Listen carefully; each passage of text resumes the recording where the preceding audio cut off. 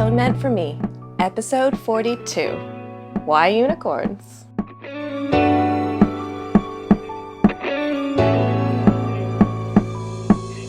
Hey Magical Misfits, it's Kaidain Ivy and welcome back to Atonement for Me, episode 42, Meaning of Life, because I'm a nerd and I love Hitchhiker's Guide to the Galaxy. But we're going to be talking about why unicorns today, because I started building my brand around unicorns and unicorn horns. And we have our showcase at the Fabric of Our DNA coming up on August 1st. We are working with Atlantic Scholarship. Our goal is raising $2,500 for a scholarship for a marginalized future leader in our community to kind of give them a leg up through education. And we're really excited to be partnering with Soli Productions for that. And I thought it would be a nice kind of little way to introduce my brand if you don't already know a little bit of the background. So when I started Kaidain Ivy and everything that went along with it, I started with a unicorn horn because I wanted to use one for a fashion shoot where I was styled as a unicorn princess.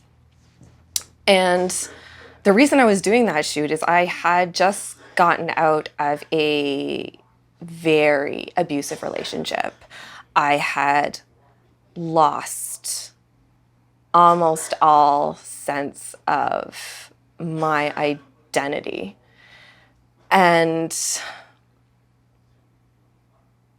I was a shell. I was just broken and looking for purpose. And doing research into fairy princesses, I was looking at unicorns, and traditionally, unicorns were a symbol of beauty and purity, but more specifically of transformation and healing. And their horn was supposed to have magical healing powers to kind of restore broken hearts, poisons, death, whatever the myth was. And that really stuck with me. And I wanted to kind of portray that in that image. And then I made a unicorn horn for another one of my friends who had been sexually assaulted. And it was my kind of gift of healing to her. And then I did that for another person and then another. And it kind of caught on from there and it started growing, and people have attached their own significance and meaning to it. But behind all of it is that magical purity, that healing essence, that just something that is so pure. And I love that no matter what that symbolizes for other people, that element of healing and that purity is universal across the board. And that's why I love to share my stories and the stories of my models when they display all of the work that I have, because it's healing for them and they're showing their healing journeys, but it's also healing for me to be able to create something and give that piece of me to other people to share, because that's the way that I can show my magic. I don't always do everything unicorn themed.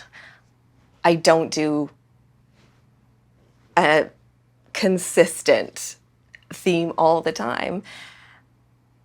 It's usually because whatever journey that I am currently in, that will reflect in what I design and my art. So when I was really, really struggling with depression and anxiety and PTSD, I was really holding tight to that healing, to that purity, and lifting myself up with those unicorn images, those fantasy, that just little magic. But now I've gotten to the point in my journey where I don't need that same soft healing. I have something that's a little bit more fierce. So you'll see a shift in my designs to something with dragons, or something that is a little bit more structured and armor-like, even with the flowy, beautiful, magical elements. And that is that backbone, that little bit of strength that I have found through healing, but that I'm able to build on and grow and share with other people.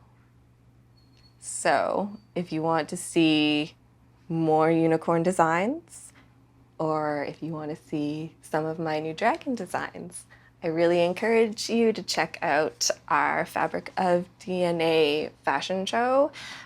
It will be online, and I can't wait for everybody to see. And stay magical, because that's the tea.